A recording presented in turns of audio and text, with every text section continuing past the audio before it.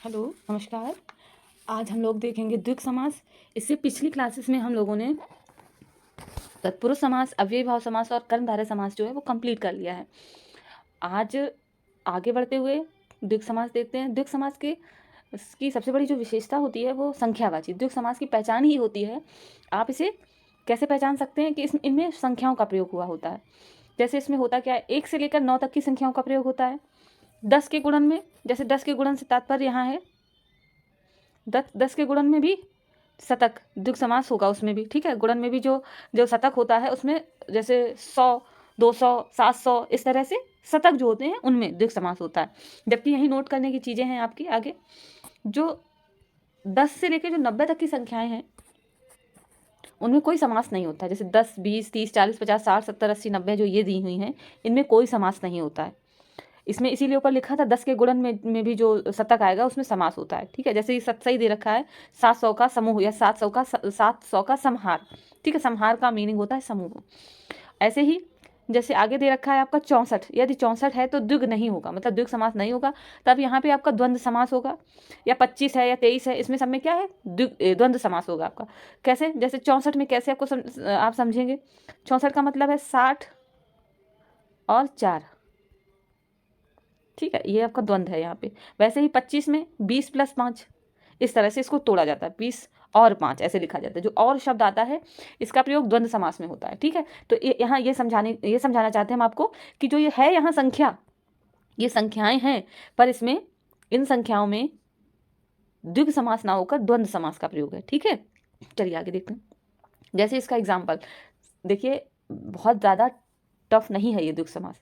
अगर आपने बस इसको ये पहचान लिया कि इसमें संख्याओं का प्रयोग होता है तो आप बहुत ईजली इसको पकड़ लेंगे कि इसमें द्विग समास है, किस शब्द में द्विग समास है। तो उदाहरण के साथ आपको समझा देते हैं। देखिए जैसे दुनाली, दुराहा, दुपट्टा, तिरंगा, तिराहा, त्रिवेणी, त्रिभुज, ठीक है, त्रिभुज, चौमासा, पंचवटी, अष्टानिधि, सप्ताह, सप्ताह, शतक, शताब्दी, नवरात्रि और सतसई, इन सब में आपका जो है वो द्विग समास है।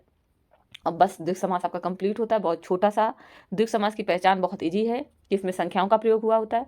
जहाँ चौराहा, दुराहा, त्रिवेणी और त्रिभुज, चौमासा इस तरह के शब्द आए जिसमें आपको लग रहा है कि आगे संख्या का प्रयोग हुआ है, वो सारे के सारे द्विग समास हैं। हाँ, यहाँ पे मैंने देखो एक शब्द पे आपका स्टार बना रखा है, तिरंगा पे। तिरंगा जो है एक शब्द, 3 रंगों का मेल है, लेकिन अगर यहीं पे ये इस शब्द का प्रयोग एक सेंटेंस में हो जाए कि तिरंगा फहराया गया, हमारे देश का तिरंगा फहराया गया, तो तिरंगा का तब दूसरा मीनिंग निकलता है वहाँ पे। ये हमारे देश का एक सिंबल है, ठीक है। तब यहाँ पे 3 रंगों का मेल है जिसमें अगर इस तरह जिसमें वो, तो फिर वो आपका बहुब्रीहि समास में आ जाएगा। मगर ऐसा कभी होता नहीं है, इस तरह कभी पूछा नहीं जाता है। बस आपकी जानकारी के लिए कि हाँ आपके दिमाग में रहे कि कभी कभी ऐसा भी होता है। जब सेंटेंस में पूछा जाए तब इस बात का ध्यान रखिएगा। बाकी आपका जो भी संख्यावाची शब्द हैं उनमें द्विग समास होता है, और जिनमें नहीं होता है नोट करके मैंने आपको वो भी समझाया है। 10 से 90 तक की संख्याओं में जैसे कि कोई समास नहीं है, और 64 या 25 या इस तरह से जो आया आपका 93, 81 कुछ शब्द हैं ऐसे जिनमें द्वंद्व समास होता है। उसको मैं अभी आपको जब आगे भी द्वंद्व पढ़ाएंगे तो उसमें आपको समझाते हैं, ठीक है। चलिए ओके, अब हम लोग आगे देख लेते हैं द्वंद्व समास को। तो चलिए आगे हम लोग अब देखते हैं द्वंद्व समास को। द्वंद्व समास में दोनों ही पद प्रधान होते हैं। दोनों पद का अर्थ आप समझ रहे होंगे। जैसे देखिए, इससे पहले मैंने आपको पद के बारे में बताया है, जब अव्ययी पढ़ाया तब भी, तत्पुरुष पढ़ाया तब भी, सब में बताते। पद मतलब जो भी शब्द है आपका कोई, जैसे कि इससे पहले मैंने आपको एक बार गंगा जल बताया था, ठीक है। तो एक ये पद है और एक ये पद है, ठीक है, 2 पद, एक ये दूसरा ये, तो यही दोनों पद प्रधान होते हैं, ये बात कही जा रही है। तो द्वंद्व समास में दोनों ही पद प्रधान होते हैं। अब देखिए होते कैसे कैसे पद होते हैं, ये देखते हैं हम लोग। देखिए जैसे द्वंद्व समास में 4 भेद भी होते हैं, इसके 4 भेद होते हैं। अब दोनों पद किस तरह होते हैं, प्रधान होते हैं। जैसे आपने शब्द सुना होगा माता पिता, ठीक है, या सुख और दुख, या लाभ और हानि, इस तरह। तो इसमें लाभ भी प्रधान है, हानि भी प्रधान है, माता भी प्रधान है, पिता भी प्रधान है, सुख भी प्रधान है और दुख भी प्रधान है आपका, ठीक है।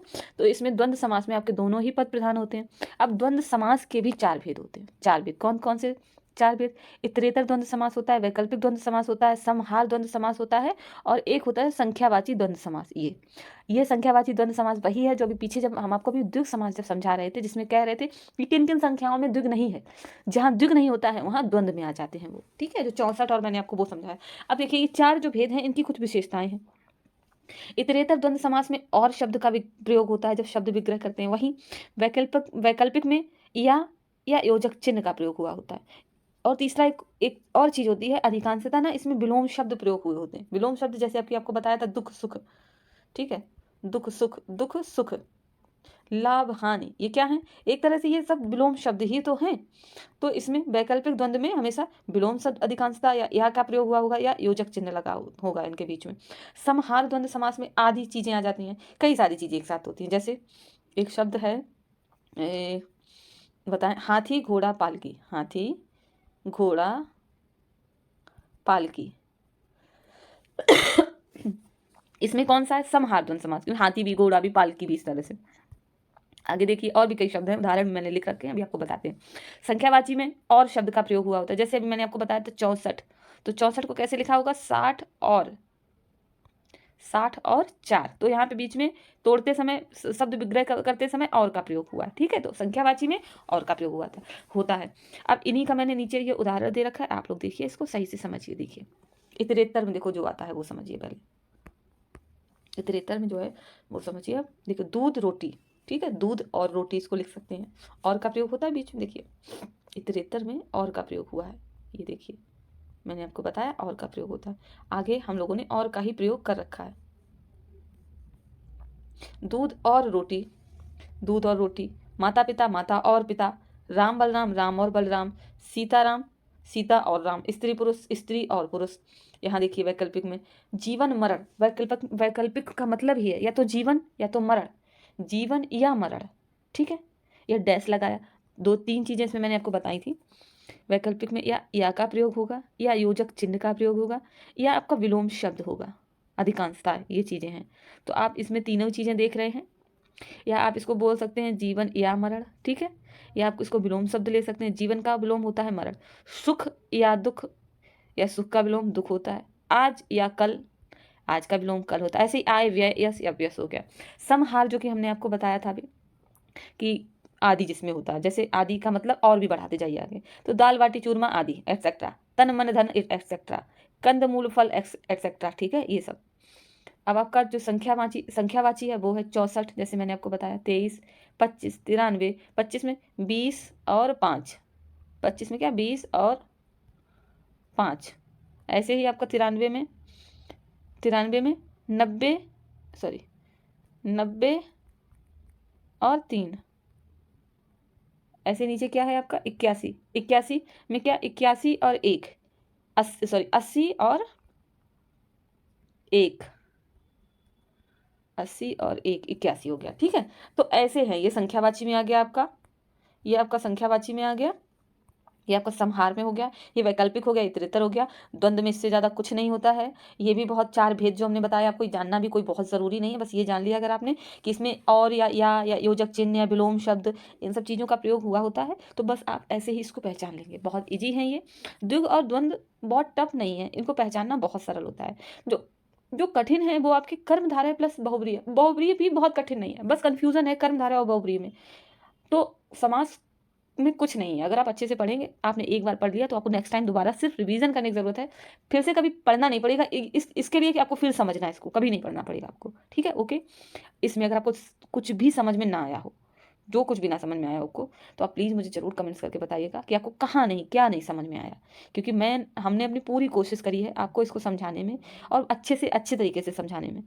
फिर भी अगर आपको कहीं लग रहा हो, कहीं कोई कमी रह गई है मुझे समझाने में, आपको और अच्छे से समझना है, आपको ये आप बताइए मैं यहाँ या ये सब चीज़ कुछ नहीं समझ में आया, तो आप जैसे भी बताएंगे मैं आपको समझाऊंगी, दोबारा से इसको समझाएंगे हम आपको, ओके। चलिए ठीक है, थैंक यू, बाय बाय।